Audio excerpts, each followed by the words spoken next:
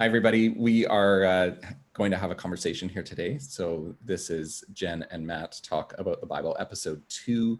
We realized we did episode 1, and we did not actually say anything about what we were doing.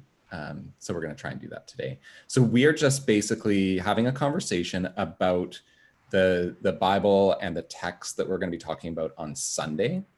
And this coming Sunday. So this week is Luke chapter 15, starting at verse 11. It's Jesus' parable of the lost son, or the prodigal son. I'm the one who's preaching this week. Last week when we spoke, Jen was the one who was preaching. And so we're going to try to do this as much as possible every week to try to just kind of have some first thoughts about the text. Sometimes we will be in the same room. Today we are not. I'm actually in Vancouver doing some work with Cyclical PCC, and Jen is back in the office in Winnipeg. A lot of snow here. Yeah, is there really? Well, there was a dusting of snow. I shouldn't say a lot, but it snowed last night and into the morning. It rained lots here, but it was also really nice. This morning I walked down to the rose garden. There's no roses yet. There's some other flowers. That's good. But yeah, it wasn't raining when I was there. So I took my breakfast down there and just kind of stood there and looked at the ocean and the mountains and the clouds and enjoyed my breakfast. Just lovely. I'm so happy for I come back to Winnipeg tomorrow. So do we want to read the whole story? Is that helpful? Yeah. I have a revised standard version in my hands here. If you want, I can read. That's old. Is it really old? Cool. Yeah. How far am I going here? You want to read the old version? Like, we normally read new revised standard version. Yeah, I don't know. I just grabbed this. It was beside me. Do you want me to read from the NIV? No, I want to read from the NRSV. Look how organized we are. This is awesome.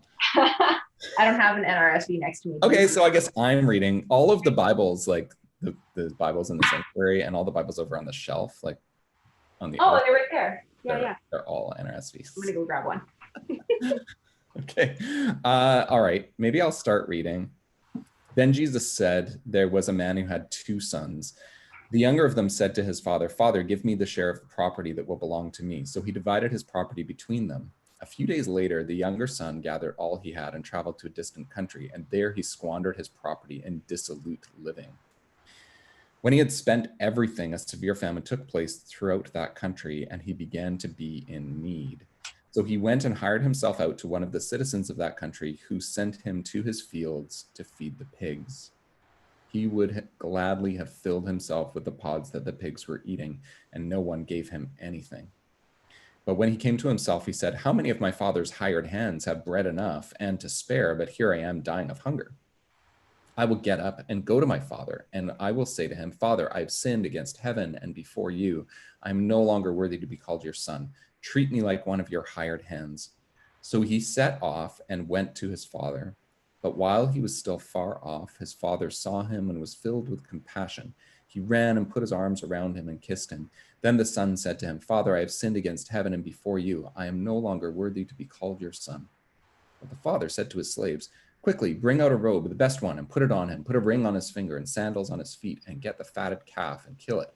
And let us eat and celebrate, for this son of mine was dead and is alive again. He was lost and is found.' And they began to celebrate." And then we're not going to stop there. We're going to keep going. That seems like it's the end, but it's not. Now his elder son was in the field, and when he came and approached the house, he heard music and dancing. He called one of the slaves and asked what was going on. He replied, "Your brother has come, and your father has killed the fatted calf because he has got him back safe and sound." Then he became angry and refused to go in. His father came out and began to plead with him. But he answered his father, "Listen, for all these years I've been working like a slave for you and have never disobeyed your command, yet you have never given me even a young goat so that I might celebrate with my friends. But when this son of yours comes back, who has devoured your property with prostitutes, you killed the fatted calf for him." Then the father said to him, "Son, you are always with me, and all that is mine is yours. But we had to celebrate and rejoice because this brother of yours was dead and has come to life. He was lost and has been found." There we go. All right. Parable of the Prodigal Son, the lost son. What jumps out at you, Jen? You know, what really jumps out at me actually is there's two things. The first one is earlier on when he is taking care of the feeding the pigs, and it says when he comes to himself, he realizes that like even his father's servants have enough to eat. It was this line of when he comes to himself. There is this awakening. There is this self-awareness that I know self-awareness is like a huge thing I've talked with a lot of people about lately. So that stuck out. The other thing that stuck out is later on is the brother who says, you know, like, I'm here all the time and, you know, I don't ever get a celebration and this guy squanders everything. But the father says, you're with me and all I have is yours. It made me wonder about like, for those of us who walk with Jesus for the bulk of our lives, and maybe sometimes we feel like that, are we missing the point that we actually have the opportunity to celebrate and to rejoice in the goodness that God gives on a daily basis? Those are the things that stuck out to me. Yeah, maybe. I like that. I like that last piece too. Also, the come to himself, that is kind of an interesting, he realizes the situation he's in. I think it's kind of interesting to read this text like through the three. It's like there's three main characters in this text. Like it's a shame sometimes that it's mainly called the parable of the prodigal son. Like my title in the Bible I'm using on my phone is the parable of the prodigal and his brother. Interesting. It's kind of interesting. Yeah. But like to read it through like, oh, I'm going to look at this from the perspective of the lost son or the prodigal son. And that's kind of, I think, kind of the most common reading is to kind of, we relate to that character. Or then to read it through his brother, just kind of the last part of the parable, or then to read it through the father. Yeah. And to sort of see what's going on for the father in the text. Yeah. So I think that's kind of interesting, kind of think about the three different ways. So I've gotten more accustomed to try to read it through the father's lens. So the insult that the father gets at the beginning from his son. So to really understand that is like the younger son comes and says, give me the share of the property that will belong to me, or my inheritance, other translations. Yeah. And the son is basically saying like, hurry up and die. I want yeah, right. Like, ouch. I want now what I should get when you're dead. Yeah. So that I can leave. Yeah. And the father does it, which is kind of maybe surprising.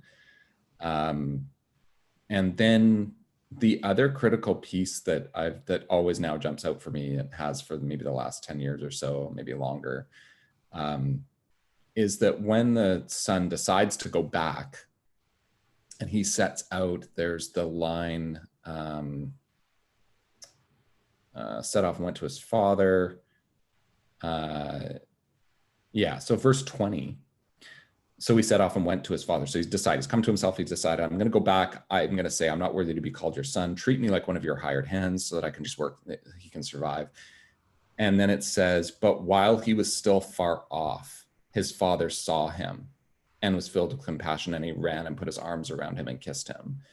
And so I think that's like this beautiful image of God where like the son has decided to return, but in this story, the father actually doesn't really know that. He sees him a long way off, shuffling along the road. He has no idea what his son is going to say to him, and he still runs to him immediately and just throws his arms around him.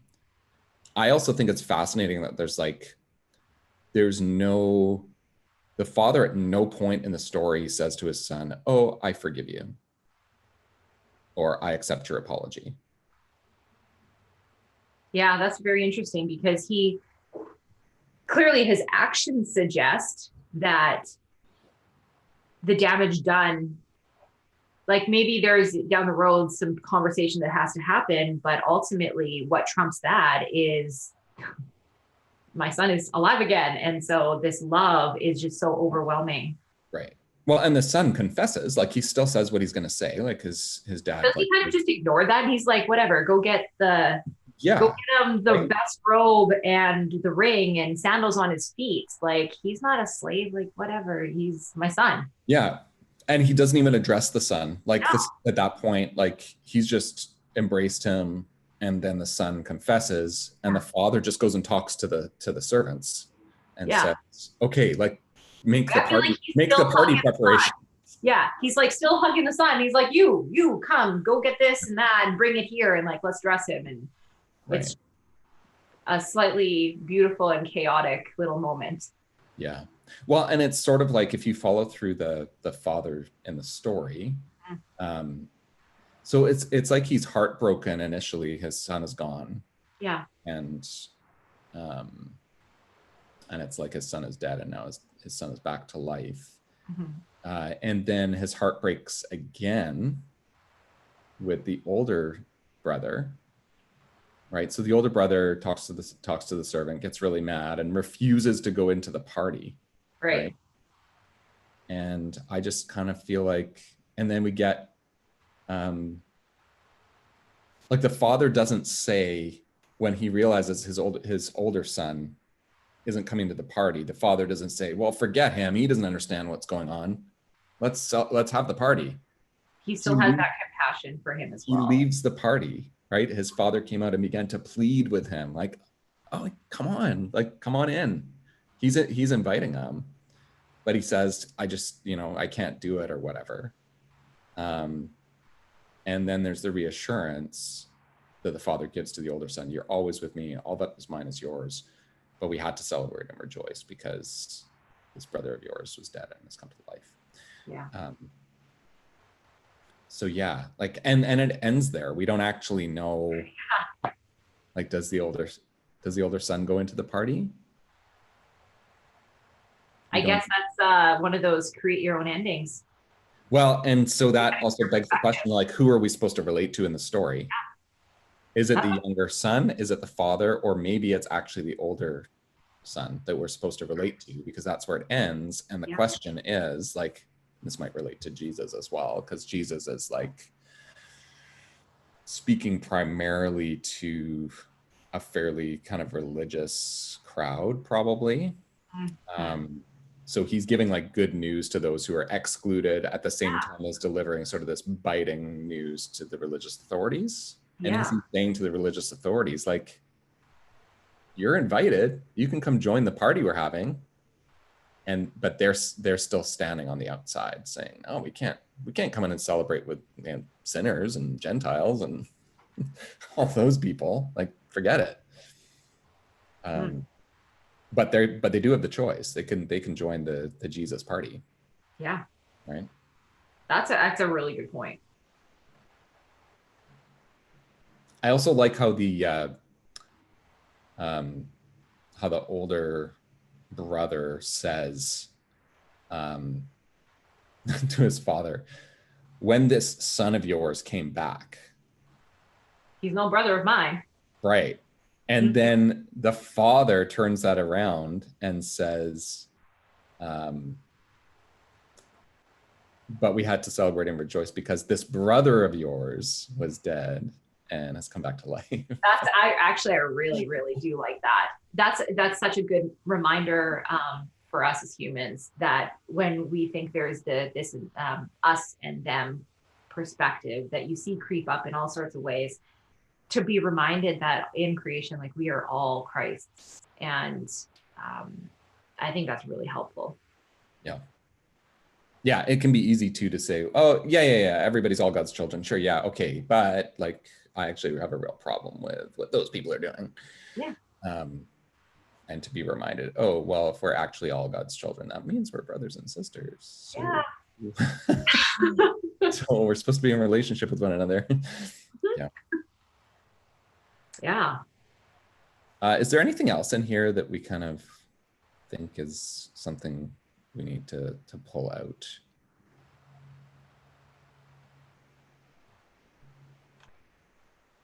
I don't know. I don't know. Like, I really like that. I'd be interested to know if you were to find anything more, or on that initial point I kind of had about like, are we missing out that we can actually celebrate? Should we have celebration in our lives when we're the older brother on Right. a regular basis? Right. Um, because I think often we, we move through life and we try our best and we think, okay, well, I gotta stay on, I'm trying to do right by God's word. And I think God would say to us, hey, I meant for it to be a lot more fun. And like, let's celebrate, let's have fun, let's be joyful. Doesn't have to be so hard right now. I wonder too if like that moment in the story, like where he says, or the father says, everything I have is yours.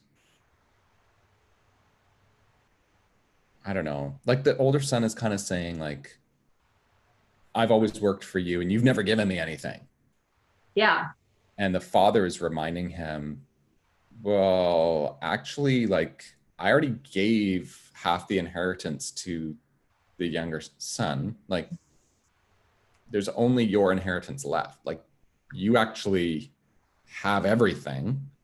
Hmm. And so you're actually, son, you are actually the other host of this party that we're throwing for your younger brother. That's interesting. Like not just come and join the party that I'm throwing for the younger son because you're brothers and you should get on board with that party, but also Right. like you should be on board with throwing the party. Like you You're you actually have everything and you should be part of this. Like come and Yeah. yeah, I just put a ring on your brother's finger and that actually was part of your inheritance, but I'm in control of it right now. So Hmm. but you should get on board with the idea of like giving more to him. That's a cool point.